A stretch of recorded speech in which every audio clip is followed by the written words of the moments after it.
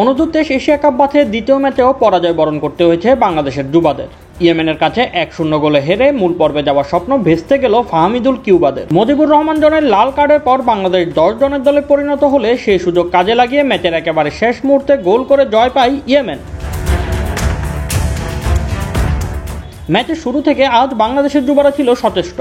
একাধিক পরিবর্তন নিয়ে নামা বাংলাদেশ দলে আজ প্রথম থেকেই নিজের খেলার ছাপ রেখেছেন ফাহমিদুল ইসলাম। আক্রমণ প্রতি আক্রমণের ম্যাচে 2 দফা দলকে বিপদ থেকে রক্ষা করেন রিমন হোসেন। ফাহমিদুলের কাছে দেখা মিলে আগ্রাসনেরও, কিন্তু বাংলাদেশ দলের নিজেদের আক্রমণে ছিল অপরিপক্কতার ছাপ।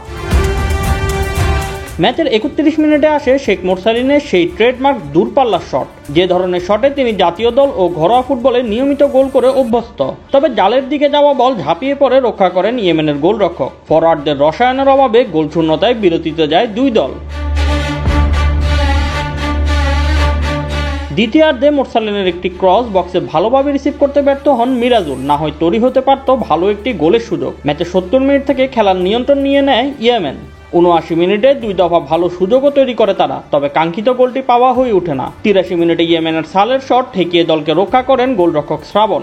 খেলা 86 মিনিটে 10 জনের দলে পরিণত হয় বাংলাদেশ। ম্যাচে 2টি হলুদ কার্ডের ফলে লাল কার্ড দেখে মাঠ ছাড়েন মুজিবুর রহমান জনির করা ফাউলেই ফ্রিকিক থেকে আবারও সুযোগ তৈরি করে ইয়েমেন, কিন্তু এবারও ত্রাণকর্তা হয়ে দাঁড়ান শ্রাবণ। ম্যাচের একেবারে শেষ মুহূর্তে বদলি নামা আল আয়ামি প্রতি আক্রমণ থেকে আসা একটি সুযোগে গোল করে ইয়েমেনের 1-0 গোলের জয় নিশ্চিত করেন।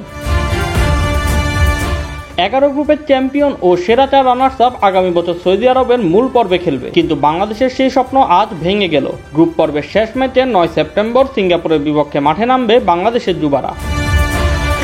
Shoaib Shams, BD sports time.